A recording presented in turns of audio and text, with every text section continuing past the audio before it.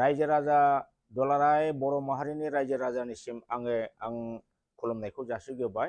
रायजोफोर, दिनै आङो नैबे जोंनि मानाव गेदेर डक्टर हिमन्त बिश्व शर्मा जे आसामनि गिबि मन्त्रि, बिथाङा दासान्दि जोंनि बिटिसि एलेकानि गोबां जायगायाव बिथाङा केम्पेन मिटिं खालामगासिनो दङ।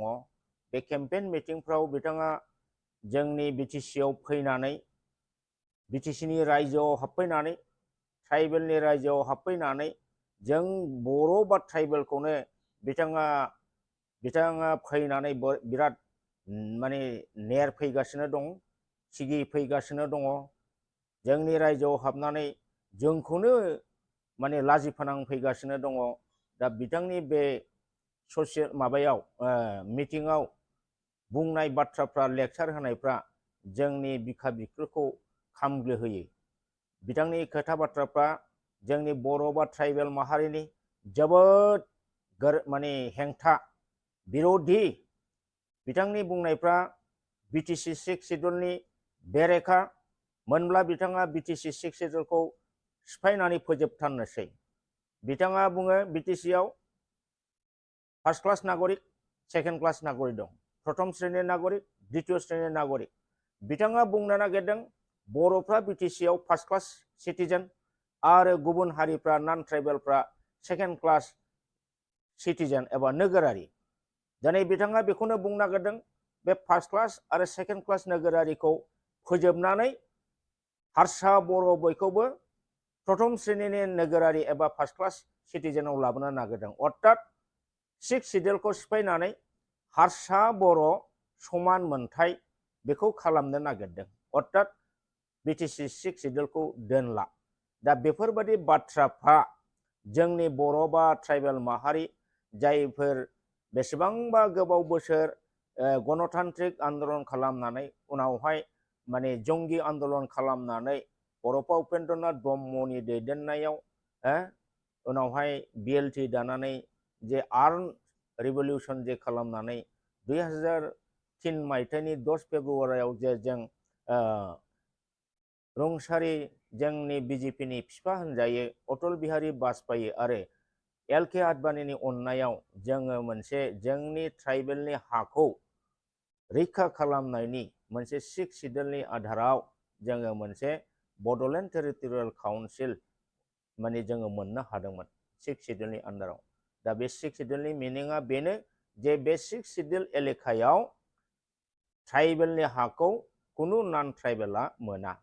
बेवहाय जोंहा बिटिसिनि 2003नि बे सुक्तियाव होखादों 2003नि 10 फेब्रुवारिनि आगोलनिफ्राय जायफोर बिटिसिआव नन ट्राइबेलफोर हाब्बाय बिसोरखौ होखारला, बिथांमोनहा बिटिसिआवनो थानो हागोन आरो बिथांमोनहा नन ट्राइबेलनि हाखौ बायलाय फानलाय खालामनो हागोन। नाथाय 6 सिडुलनि आयेन मथे 6 सिडुलनि प्रभिजन मथे बिसोरो ट्राइबेलनि हाखौ बायनो मोनला। बिनि दारै जोंनि बिटिसिनि रायजोनि सिङाव बिटिसि 6 सिडुल अट'नमास डिस्ट्रिक्ट काउन्सिलनि सिङाव नन ट्राइबेला ट्राइबेलनि हाखौ मोनला, बे जिनिसा रोखा जादोंमोन।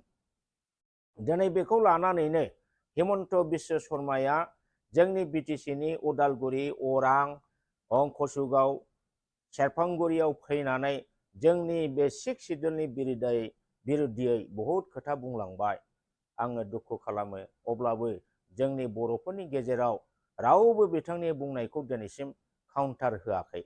जोंनि बर'नि गोबां माहारियारि आफादफोर दं, बिथांमोनहाबो सिरियैनो थादों।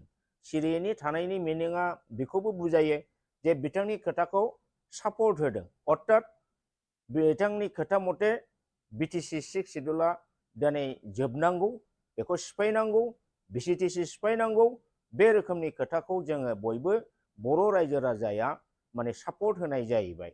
दा बेफोरो जोंनि ट्राइबेल बा बर' हारिनि थाखाय बिराद अशुभ संकेत, अशुभ बियो मोनसे इंगित। दा बेखौ नुनानै आङो सिन्था खालामदों जोंनि बर'फ्रा बेबादि बर' बा ट्राइबेलनि एगेन्स्टै 6 सिडुलनि एगेन्स्टै हिमन्त बिश्व शर्माया एथ' बाथ्रा बुंसेयावबो जोंनि रावबो बर' इन्टेलेक्सुवेल बा बर' दैदेनगिरिफ्रा बेखौ काउन्टार होनानै बेखौ निन्दा होनानै आरो बेबादि खोथाखौ जाहाथे इयुनाव दाबुंथों बेखौ बुंनो हायैया जोबोद दुखु गोनां बाथ्रा रायजो राजा नोंथांमोन। आरो बेबादिब्ला सानसे बेलासे बिटिसि 6 सिड्युला जे जोबलांसिगोन बे एकदम रोखा जाबाय।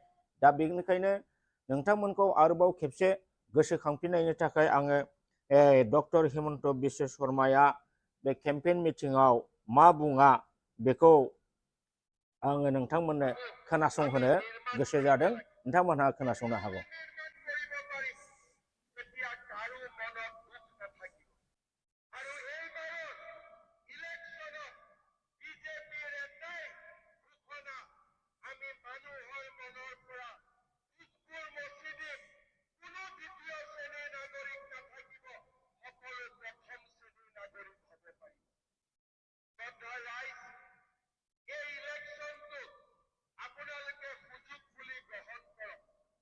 ব্রিটিশের মাটি আবন্টন দিবলৈ ওলাই আছে, আবন্টন দিয়াৰ কম্পিটিশন চলিছে আৰু আবন্টন দি ৰাইজৰ ভাল কাম কৰিছে বুলি প্ৰমোদ বড়ো মানে ভোট মাগিবলৈ আজি আৰম্ভ কৰিছে। আপোনাক মই কম যে ভাৰত স্বাধীনৰ পিছত সেই 2003 লৈকে বা 2020 লৈকে আপোনালোকে কিমান মাটিহীন মানুহ পাত্তা দিছে? আপোনাৰ অসমত আপুনি চিন্তা কৰিছে নেকি মাটি দিয়াৰ কথা? ক'ত আমিতো শুনি নাপাওঁ। আপোনালোকে কাক মাটি দিছে? আপোনালোকে মাটি দিয়া নাই কাকো। আজিকালি ব্ৰিটিছৰ মাটিটো যাতে ট্ৰাইবেলৰ মাটি অনাট্ৰাইবেল সকলে পায় সেইটোকে আপুনি পৰিকল্পনা কৰি আছে। আৰু সেই পৰিকল্পনা আপুনি প্ৰমোদ বড়োক কৈ পেলাই